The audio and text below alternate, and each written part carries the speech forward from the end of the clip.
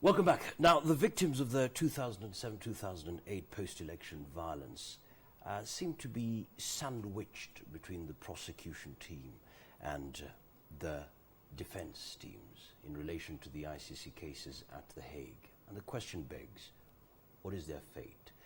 Of course, in studio we are with a legal representative for victims in the Kenyatta case, Fergal Gaynor. Welcome to the Power Breakfast Show. Thank you. Of course, we had started earlier on.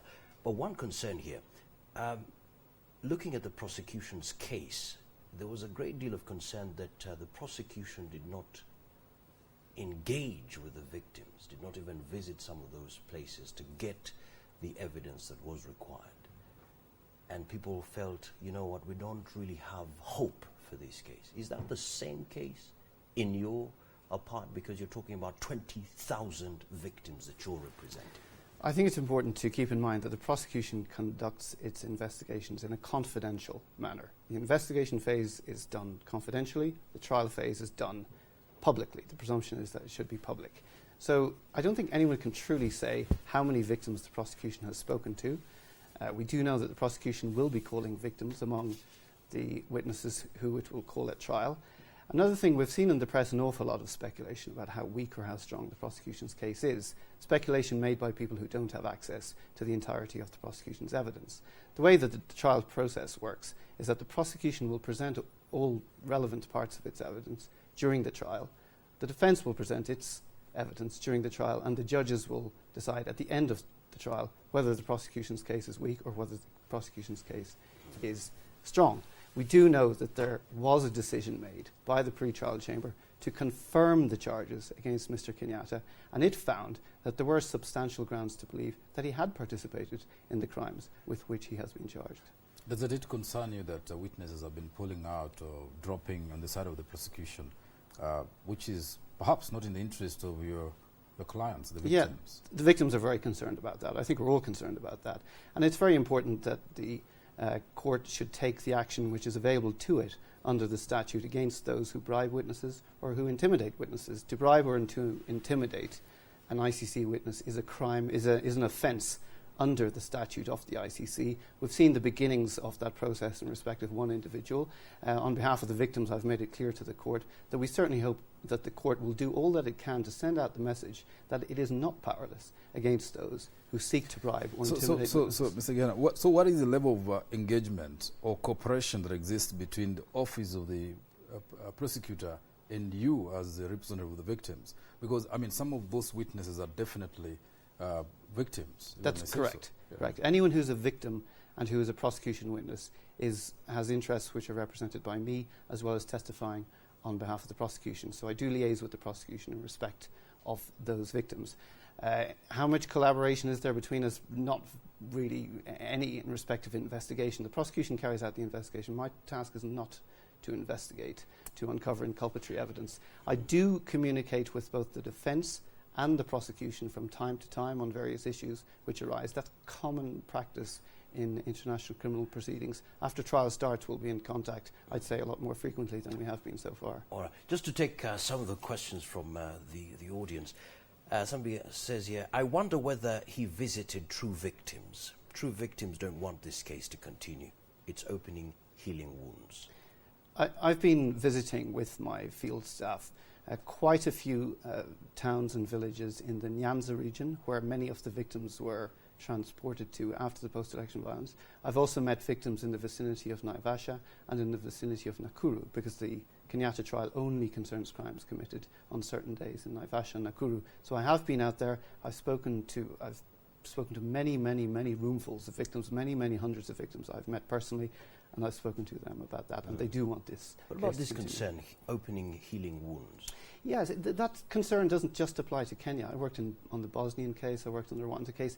Every international criminal trial involves people reliving the pain of what they went through as victims, and it involves some communities realising, yes, there were people within my community who committed brutal crimes. Yeah. That's part of the international criminal justice process. I think ultimately it's good for the tensions of a major conflict to be exposed in a courtroom, because it does provide a forum for the release of tension in an orderly and dignified fashion, where all parties, including the prosecution, including the defence, including the victims, can make their case clear. But is it true that some victims have come to you and said, let's stop this, we are now settled, we're trying to move on with our lives? That is the question here. Do you have because, some people who have come out? They Yes. get reported in the press. Right. Victims saying, no, we want to move on, we don't want this case. Yes. Are there some who have pulled out, perhaps, and the others who might be still solid with you? Not in my case. At all? In case one concerns primarily victims of the Kikuyu group. Yes. And in case one, there have been reports of pull-out of certain victims from case one. The majority of the victims in case two are from the Luo, Luya, Kalenjin and Kisi groups. Right. Now, we have not had the same indications of pull-out by those victims. They do want the process to absolutely continue. Another question here. The people were not hacked by Ruto or Kenyatta. You don't live here and cannot understand how peaceful Kenyans are under the leadership of the two. You're just jealous, wishing Kenyans bad luck. Yes, I have previously been a prosecutor in the Yugoslavia Tribunal and the Rwanda Tribunal. I don't think I've done a little bit of prosecution of direct perpetrators, that is, people who pull the trigger, people who wield the panga. I've done a little bit of that prosecution, but most of my prosecution is by people who never laid a finger on anyone. They're the political leaders, they're the military leaders, they're the ones who send out the directions, they're the ones who send out the money, they're the ones who arrange the logistics for others to physically perpetrate the crimes. Mm-hmm. Now, I do in fact live in Kenya. I've been living here since the end of last year. The trial chamber addressed the concern raised by the person who sent in that message, that it was important for the victim's representative to live closer to the victims. And I fully agree. I think living in Kenya certainly does add to my understanding of the country. All right. Well, Sheran Gubia from Westland says, I'm a victim and I voted for Uhuru and Ruto. We Kenyans know the culprits. Chasing Uhuru and Ruto will shed more innocent blood. Our peace is paramount and priority. Kill this case. I believe, as I said earlier, that some will argue that peace will be secured by killing the case. Some will argue that killing the case will actually increase ethnic rivalry. Again, the thing is perhaps to ask, who are the people calling for the withdrawal of the case?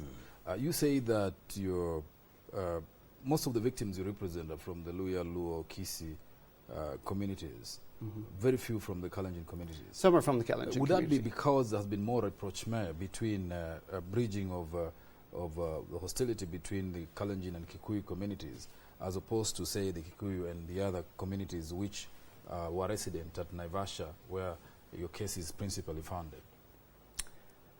That might well be the case. I don't want to speculate on those particular reasons. What I do know is that at all of the meetings that I've gone to, yes, in various halls and meeting places, there has been total unanimity that they want these cases to continue. For what the political background to that is, I'll defer to others. There are a couple of applications which are pending before the court. One is for deferral of the case, which is going to the UN Security Council. There is the application for termination of the case by the President. And there is the application for recusal, which was granted by the court the other day, non-appearance continuously in the proceedings. What is the victim's perspective on these three matters? Yes, well, in respect of the matter which is pending before the Security Council, which is the one-year suspension, they are totally opposed to that. The victims have waited almost 6 years for justice. They haven't seen a shred of justice in the Kenyan courts or at the ICC. They keep asking me, why hasn't this case started? The ICC got involved in Kenya years ago. The charges were confirmed against Mr. Kenyatta over a year and a half ago. When is trial going to begin? They want trial to begin immediately, and I fully understand their worries about that. In respect of the two matters pending before the trial chamber, there's one question is whether the accused can be excused from being present in the courtroom. The appeals chamber answered that legal question on Friday. They said that as a general matter, the accused must be present at trial, and that absence can only be the exception, and it also left open the door to any accused at the ICC to make a specific application setting out exceptional circumstances why they should be absent from the courtroom. So that's technically that still applies only to the Ruto case, but it was framed in such general terms that I believe that all the parties in the Kenyatta case will accept that that guidance by the appeals chamber applies to all cases before the International Criminal Court. Now, the other question is the question of delay. Now, that is a pending matter before the court, and the court will make up its mind. It's actually termination.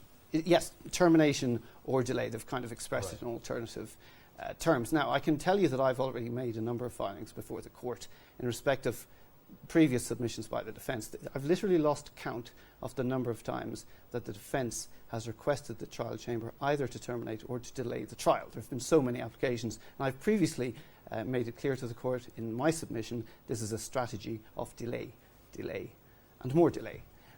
The latest application, I will be making my submissions to the court on that. It seems to fall within the same strategy which the defence team appears to be pursuing.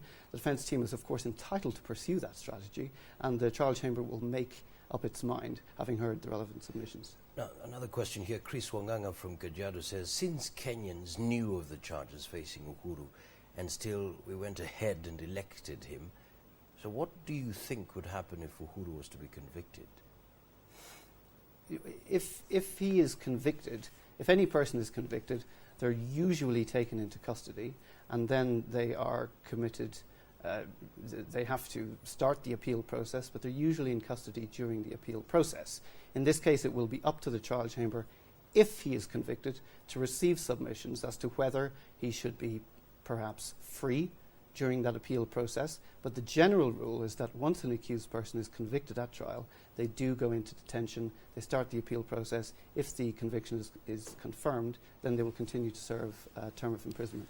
As a lawyer, what is your position on the argument that, and our constitution, to a great extent, exempts the president to face criminal or civil proceedings while in office? Yes. This is already on the cards. It's an argument being used by Kenyans that, look, the president is immune from prosecution. Right. The Constitution is absolutely clear on this matter. It's probably one of the most clear constitutions in the world on this question, and that is that he is immune from prosecution before the Kenyan courts, yes, and that he is not immune from international obligations. That's right, and that's absolutely clear in the Constitution itself.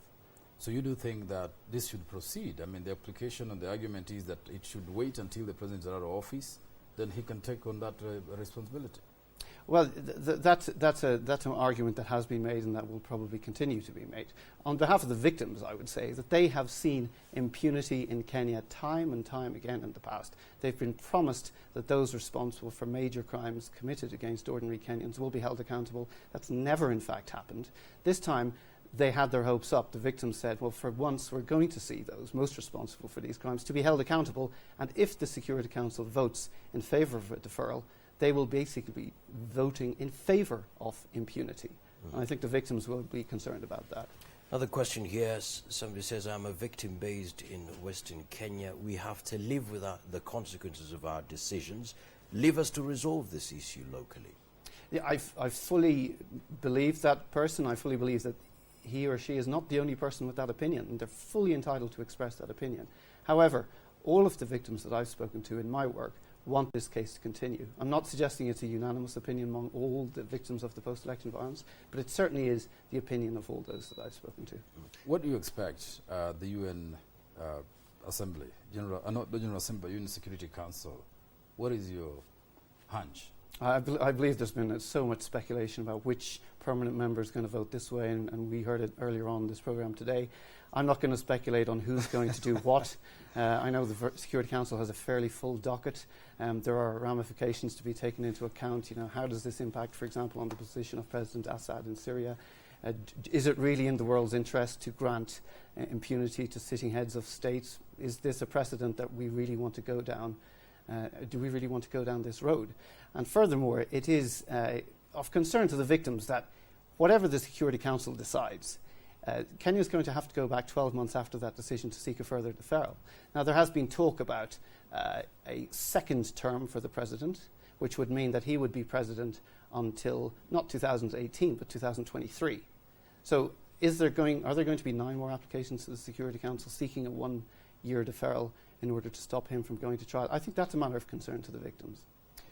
The how long do you expect this whole, if the trial commences on November 12th as scheduled, how long do you think it will last, and when do you expect the conclusion and ruling in this case? It's a very difficult answer, difficult question to answer. I've been involved, for example, last trial I was involved in was the trial of former Bosnian Serb President Radovan Karadzic. He was arrested in 2008, and now his trial is still going on. It's in the final stages of the defence case. So these trials can take an awful long time to get through. One of the reasons for that is because the rights of the accused are very important, and so the trial chamber has to give due respect to many applications made by the defence. That's probably the primary reason why these trials are so strung out.